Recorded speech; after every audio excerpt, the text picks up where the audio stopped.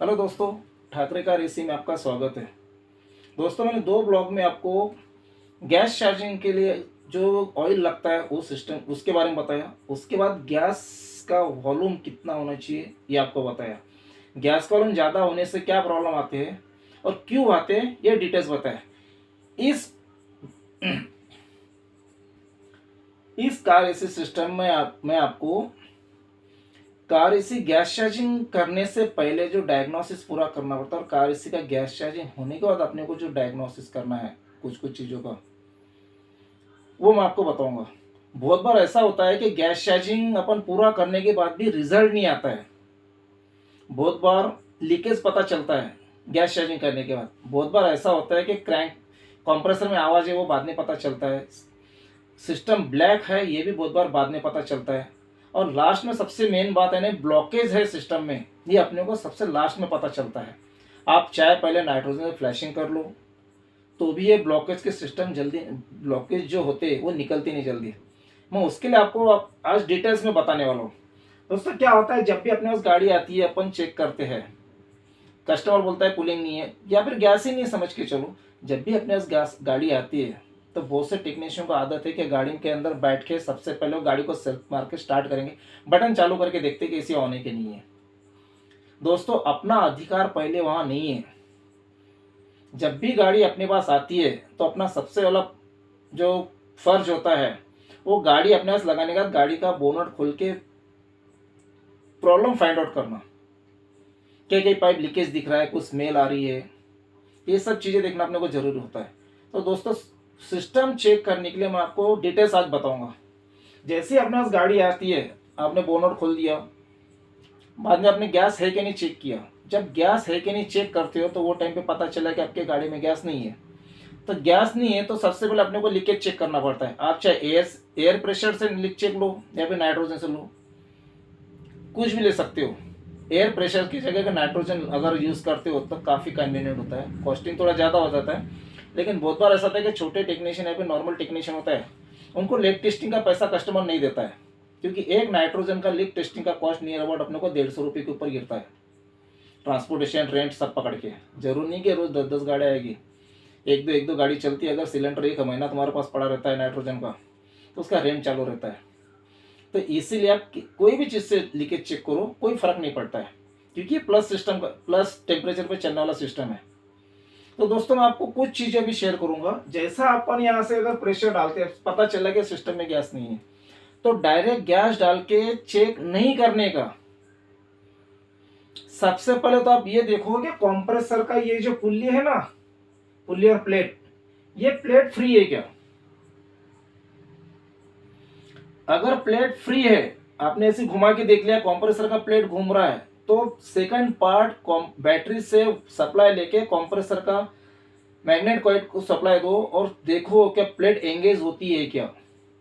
ये देखना बहुत जरूरी है, क्योंकि दोस्तों क्या होता है, हर टेक्नीशियन के पास मशीन नहीं है, रिकवरी मशीन नहीं है, सीधा गैस चार्जिंग कर देते सीधा सीधा। तो इसके लिए प्रिकॉशन लेना जरूरी है। और अपने एसी लाइन में बहुत चीजें ऐसी है जो प्रिकॉशन लेना चाहिए, सेफ्टी प्रिकॉशन बोलते हैं उसको। सेफ्टी प्रिकॉशन बोलने से एसी के लिए भी, इकोनॉमी के लिए भी और अपने लिए भी, ये दोनों तीनों चीजें जरूरी है। बहुत से टेक्नीशियन क्या करेंगे, डायरेक्ट लीकेज चेक देख लेंगे, लीक है देख लिया, वैक्यूम कर दे, गैस डाल दिया, पता चला कंप्रेसर का मैग्नेट कॉइल खराब है। फिर क्या करोगे, गैस तो उड़ा नहीं दे सकते, ना कस्टमर उसका पेमेंट देगा ना आपको मिलेगा, गैस वेस्टेज चल जाएगा, टाइम भी जाएगा, दूसरा गाड़ी अगर लाइन में लगा है तो उसके लिए और देरी हो जाएगी। इसलिए दोस्तों, स्टेप बाय स्टेप एक एक सिस्टम चेक करते चलो। सीधी सीधी बात है, कंप्रेसर का प्लेट घुमा के देख लो, हो गया। कंप्रेसर बाहर निकल के आप चेक तो नहीं कर सकते हो, इतना रिस्क तो आपको लेना पड़ेगा। कॉइल ओके है क्या चेक कर लो। आपने इतना भी चेक कर लिया तो बस है स्टार्टिंग में। बाकी कंडेंसर फैन चालू है नहीं, ये तो आप तो बाहर में बाद में भी चेक कर सकते हो और वर्क भी चेक कर सकते हो कैसा चल रहा है, सिस्टम ब्लॉक है, कूलिंग कॉइल साफ करना पड़ता है नहीं। हाँ, सेकंड, बहुत से गाड़ी की कूलिंग कॉइल इंटरनल होने के कारण बहुत टेक्नीशियन के पास उसका प्रोविजन नहीं होता कूलिंग कॉइल क्लीन करने का। तो दोस्तों, एक सिंपल कार वॉशर ले लो, 4,500 से लेके तो 7,000 तक आता है। खरीदते वक्त थोड़ा सा लगता है कि महंगा है, लेकिन आपको 1-2 दिन बाद ऐसा लगेगा कि पैसा पूरा वसूल हो गया है। क्योंकि दोस्तों, अपने फील्ड में बिजनेस जो होता है, आधा बिजनेस पर्दे के बाहर का होता है जो कस्टमर को दिखता है, और आधा बिजनेस पर्दे के पीछे का है जो कस्टमर को नहीं दिखता लेकिन अपने को करना पड़ता है, और उसी रेशो में मार्जिन मिलता है अपने को। दोस्तों आपको मैं एक बात डिटेल्स में बताऊंगा जो आपको यकीन नहीं होगा। कार एसी का बिजनेस समान इनकम मैक्सिमम बिजनेस में नहीं है। बहुत से डोमेस्टिक वाले भी टेक्नीशियन कार एसी में घुसते हैं।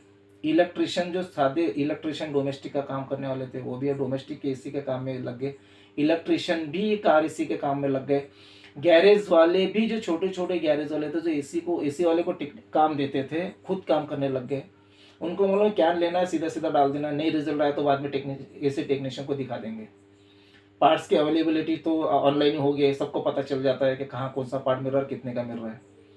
लेकिन दोस्तों अपने फील्ड में जितनी मार्जिन है as per qualification, car AC technician 10th पढ़ा होता है ज़्यादा में ज़्यादा, या फिर उससे भी बहुत कम, वो उसके पास से सीख के ही काम चालू कर देता है।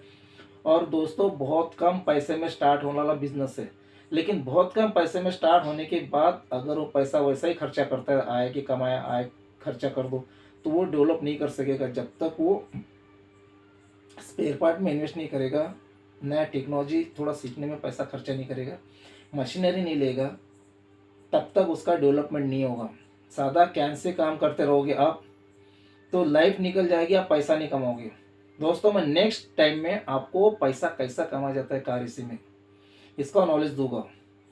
टू मच इनकम ये अपने फील्ड में है। मैं अपना इतना कोर्स करूँगा, नेक्स्ट वीडियो में आपको इनकम सोर्स कैसा है अपने फील्ड में उसके बारे में डिटेल्स बताऊंगा। हाँ तो अपन कहाँ थे, लीकेज का, लीकेज टेस्ट करने के लिए। हाँ तो अपने क्या किए, कंप्रेसर चालू करके एक प्लेट घुमा के देख लिया, प्लेट घूमी, मैग्नेट कॉइल का सप्लाई देके देख लिया, कूलिंग कॉइल ब्लॉक नहीं है ये समझ के चलो। तो अपन क्या करते हैं, पहले इसका प्रेशर डालते हैं। अपन नियर अबाउट 200 से लेके 300 प्रेशर डालते हैं। पूरा सिस्टम अपन लीक चेक लेते हैं, कंप्रेसर का एक एक पार्ट, ओरिंग, पाइप की गैस के ये ओरिंग्स, स्वीट में अलग टाइप की गैसकेट टाइप ओरिंग आती है वो भी चेक करते हैं। दोस्तों कंप्रेसर के पाइप और जो भी जॉइंट के पाइप चेक करते हैं, सिंपली झाग लगा के चेक करने से अच्छा पाइप को हिला के देखो, जबरदस्ती हिलाओ, कोई प्रॉब्लम नहीं होता है। पाइप इतना सॉफ्ट और नरम नहीं है कि आपको हिलाने से टूट जाएगा। लेकिन बहुत बार क्या होता है, आपका सक्शन का पाइप, ये लिक्विड का पाइप बॉडी के साथ आता है, ये जो पाइप बॉडी के साथ आता है इस वहाँ रस्टिंग होके पकड़ लेता है, रस्टिंग हो जाता है, उसके कारण वहाँ लीकेज हो जाता है, जो नॉर्मल प्रेशर डाल के कभी कभी पता नहीं चलता है। उस टाइम पे पाइप हिलाओ, कुछ फर्क नहीं पड़ता, हल्का हल्का हिलाओ, जहाँ भी डैमेज होगा वहाँ से आवाज आना चालू हो जाएगा। तो इसलिए जब भी लीक चेक लेते हो तो पाइप को डिस्टर्ब करना जरूरी है, हिलाओ सब पाइप, सक्शन का हो गया, डिस्चार्ज का हो गया, ये जॉइंट्स भी हिलाओ। अब हिला के देखो इसे हल्का हल्का हिलता है क्या, कभी कभी बोल्ट ढीला रह सकता है, नट ढीला रहता है। ये जो जॉइंट्स है मैक्सिमम टाइम पे स्विप के सक्शन पाइप का लीकेज रेगुलर में मिलता नहीं, लेकिन जब आप सक्शन पाइप हिलाते हो तो इसकी ओरिंग जो गैस्केट होती है, गैस्केट टाइप की ओरिंग, वहां से आवाज आता है, मैक्सिमम बार आता है। तो ये आप देखो सब पाइप हल्का हल्का हिला के देखो, लेकिन हिलाओ जरूर, तब के जाके आपको पाइप में के लीकेज पता चलेंगे। रबर होज ने जब कोई दूसरा पार्ट जब फ्रिक्शन होता है तो ऐसे पकड़ लेता है और रबर के कारण दब जाता है वहां पे, जो नॉर्मल प्रेशर पे अपने को पता नहीं चलता, पाइप हिलाओ पता चल जाएगा। तो ये लीकेज टेस्टिंग करने का सही तरीका है। सब पाइप चेक करो, जॉइंट्स को हिलाओ, पाइप को हिलाओ, प्रेशर स्विच को सॉकेट निकालो, हाई प्रेशर पोर्ट का कैप निकाल के उसका लीक चेक लो, सक्शन पाइप का पोर्ट का सॉकेट निकाल के उसका लीकेज चेक लो। बहुत बार क्या होता है दोस्तों, सक्शन पाइप का पोर्ट जो होता है जहां पे अपना एडाप्टर लगा होता है, लीकेज आप सब चेक कर ले तो यहाँ का लीकेज चेक नहीं करते हो। आप वैक्यूम करते हो, ऑयल डालते हो, गैस डालते हो, बाद में पता चलता है कि ये पोर्ट लीकेज है, ये पोर्ट लीकेज है, तो आप चार्जिंग इससे चाबी से आप टाइट करते हो, लीकेज नहीं जाता है। बहुत बार टेक्नीशियन को मैंने ऐसा देखा है कि ये अगर लीकेज बंद नहीं हो रहा तो 12 का बोल्ट लगा देते, टेफ्लॉन टेप लगा के, ताकि लीकेज बंद हो। दोस्तों ये प्रोसेस नहीं होना चाहिए, काम करो परफेक्ट करो। और जो भी गाड़ी 10 साल हो गया है, मैक्स कोशिश ये करो कि दोनों के चार्जिंग वॉल अंदर का जो पिन होता है ना 134 वाला या फिर 12 R12 वाला जो छोटा आता है, बदला दो, ताकि लीकेज के चांसेस वहां से खत्म हो जाए। चलो दोस्तों, ये तो हो गया लीकेज का। अब दोस्तों ये पूरा अपन ने सिस्टम वैक्यूम कर दिए, सब किए, ऑयल भी डाल दिया 20 ml और 450 ग्राम गैस भी डाल दिए। बहुत बार ये पूरा ओके, गैस का वॉल्यूम ओके कर दिया, 20 ml ऑयल भी डाल दिया, तभी भी कूलिंग नहीं आती है। बहुत बार ऐसी प्रॉब्लम बहुत बार आते हैं। तो इसके लिए दोस्तों 3-4 डायग्नोसिस है, वो आपको करना पड़ेगा। प्रॉब्लम फाइंड आउट तो करना ही पड़ेगा, जो उसका भी डायग्नोसिस होगा। सबसे पहली बात, इसका प्रेशर आपको अगर बैक प्रेशर अगर 30 आता है, तब का गैस का वॉल्यूम बराबर है समझो, कम ज्यादा कुछ भी हो सकता है। सेकंड क्या होता है, ये अपने सिस्टम में ब्लॉकेज होते हैं, कोरोजन आया हुआ रहता है। तो वो टाइम पे आप पहले चेक करो कि कंडेंसर का 1/3 भाग गर्म रहेगा, एक्सट्रीम रहेगा, उसके बाद का 1/3 भाग नॉर्मल हल्का रहेगा, और सबसे कम यहाँ रहेगा नॉर्मल रूम टेम्परेचर के हिसाब से, थोड़ा ज्यादा कुनकुना। इसका मतलब ये तो हो गया हॉट रहेगा, ये नॉर्मल रहेगा, नॉर्मल या फिर हॉट रहेगा, नॉर्मल हॉट। जो हाथ लिक्विड पाइप को आप हाथ से पकड़ने के बाद कुनकुन इससे ज्यादा नियरबाउट 45 डिग्री के ऊपर रहती है, 55 डिग्री के अंदर रहेगा, लेकिन नियरबाउट 45 डिग्री अपने बॉडी टेम्परेचर से ज्यादा रहेगा लिक्विड पाइप का टेम्परेचर। तो ये अगर बराबर है तो आप आरडी का टेम्परेचर देखो, अगर ये पाइप का टेम्परेचर और आरडी का टेम्परेचर और ये पाइप का टेम्परेचर, दोनों लिक्विड पाइप का टेम्परेचर, आरडी का टेम्परेचर अगर नॉर्मल है, सेम है, तो आपके ये सिस्टम में कुछ भी प्रॉब्लम नहीं है। लेकिन आपका कंडेंसर अगर यहाँ से टेम्परेचर है, लेकिन यहाँ भी टेम्परेचर, तीसरे में भी टेम्परेचर है, स्टार्टिंग में रह सकता है एसी ऑन करते, क्योंकि कैबिन टेम्परेचर ज्यादा होने के कारण इसमें रहेगा। जैसे आप 5 मिनट की बात कर रहा हूँ, तो यहाँ अगर नॉर्मल टेम्परेचर है, यहाँ पे भी नॉर्मल टेम्परेचर है, यहाँ पे लेकिन सक्शन आपका ठंडा नहीं आ रहा है, तो इस समय ये समझ के चलो कि आपके कंडेंसर में कंडेंसेशन नहीं हो रहा है क्लियर। कंडेंसेशन क्लियर नहीं होने के कारण आपका एसी का कूलिंग नहीं आएगा। सेकंड, कंडेंसर में ब्लॉकेज हो सकते हैं। क्या हो सकते हैं? ब्लॉकेज हो सकते हैं। इसलिए रेफ्रिजरेशन की जो साइकिल है, ये टच थेरेपी पे वर्क करती है और सेंस थेरेपी।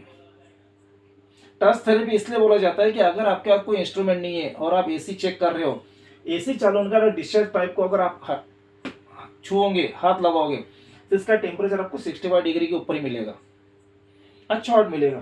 कंडेंसर को हाथ लगाओ, ऊपर ज्यादा गर्म लगेगा, बीच में से आप तीनों चेक करो, तीनों चेक करने आपको सेटिस्फाइड हो गया कि नीचे के पोर्शन नॉर्मल है, तो अब यहां से आप सामने चलो। बहुत बार क्या होता है, कंडेंसर ब्लॉक होता है, कंडेंसर चोक अगर है तो यहाँ का टेम्परेचर ज्यादा लो रहेगा। यहाँ का अगर टेम्परेचर आपको नॉर्मल है और आरडी अगर ब्लॉक है, तो आरडी अगर ब्लॉक है तो आरडी पे वाटर फॉर्मेशन आने के ज्यादा चांसेस रहेंगे। क्या रहेगा? पानी पानी बनेगा। क्या बनेगा? यहाँ पानी बनेगा आरडी पे बार बार।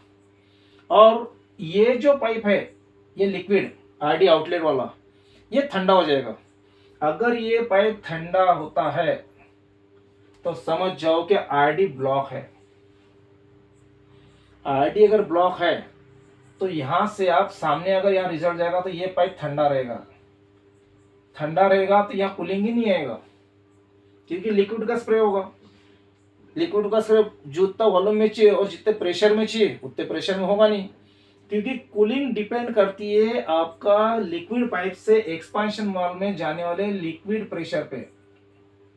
लिक्विड का प्रेशर जो होता है ना, वो प्रेशर जितना ज्यादा प्रेशर रहेगा, जितना ज्यादा प्रेशर से लिक्विड एक्सपांशन वाल्व से स्प्रे होगा, उतना अच्छा कूलिंग आपके यूनिट में आएगा। जितना कम प्रेशर से गैस एक्सपांशन वाल्व के थ्रू अंदर जाएगा, कूलिंग कॉइल को जाएगा, उतना कम कूलिंग आएगा। इसलिए दोस्तों कंप्रेसर का प्रेशर, पंपिंग प्रेशर अगर काफ़ी अच्छा है और आपका सिस्टम ओके, तो आपके कूलिंग कॉइल का बहुत अच्छा टेम्परेचर रहेगा। ये बहुत अच्छा टेम्परेचर बोलने से कूलिंग कॉइल का टेम्परेचर अच्छा आएगा तो ऑब्वियसली कैबिन टेम्परेचर अच्छा चिल्ड आएगा। इसलिए पूरा प्रेशर का जो खेल है वो पूरे आरडी, कंडेंसर और कंप्रेसर पे है। इसीलिए सिस्टम में अगर ब्लॉकेज है तो आपको हाई साइड में ही ज़्यादा मिलेगी, ये जो अपना हाई साइड का पोर्शन है यहीं मिलेगी। इसलिए दोस्तों जब भी गैस चार्जिंग करते हो ब्लॉकेज आते हैं तो आपको फाइंड आउट करना जरूरी है। कंडेंसर में ब्लॉकेज है तो कंडेंसर का लिक्विड पाइप ठंडा रहेगा। आरडी में अगर ब्लॉकेज है तो आरडी का आउटलेट पाइप ठंडा रहेगा और आरडी ठंडी हो जाएगी। आरडी कैसे रहेगी? ठंडी रहेगी नॉर्मली, और रिजल्ट आपका जैसा चाहिए वैसा नहीं आएगा। इसीलिए दोस्तों कार एसी का काम करते वक्त ये सब चीज़ों का ध्यान रखना जरूरी है, और उम्मीद करता हूँ आप इससे काफ़ी कुछ सीख रहे होंगे और अच्छा सीख रहे होंगे। और दोस्तों ये नॉलेज कोई टेक्नीशियन अपने नए टेक्नीशियन को नहीं देता है, इसलिए जितना हो सके आप इसमें स्टडी करो, फायदे में रहोगे। दोस्तों अगर मेरा वीडियो आपको अच्छा लगता है तो प्लीज़ सब्सक्राइब कीजिए, लाइक कीजिए और शेयर ज़रूर कीजिए, ताकि जो नया टेक्नीशियन या फिर कोई टेक्नीशियन है जिनको कुछ पढ़ने की इच्छा है वो यहाँ मेरे इस वीडियो से कुछ नया नॉलेज लेके अच्छा काम करे और अच्छा पैसा कमाए। कार एसी टेक्नीशियन इतना पैसा कमाता है कि नॉर्मल कोई टेक्नीशियन नहीं कमाता है, और वाइट कॉलर जॉब है, रिस्पेक्टिव बिजनेस है। आपका कस्टमर रीच आता है, रीच आने के कारण आपको रीच होने के आइडियाज़ देके जाता है। इसलिए दोस्तों अच्छे टेक्नीशियन बनो, स्किल बनो, पैसा कमाओ, नाम कमाओ। Thank you.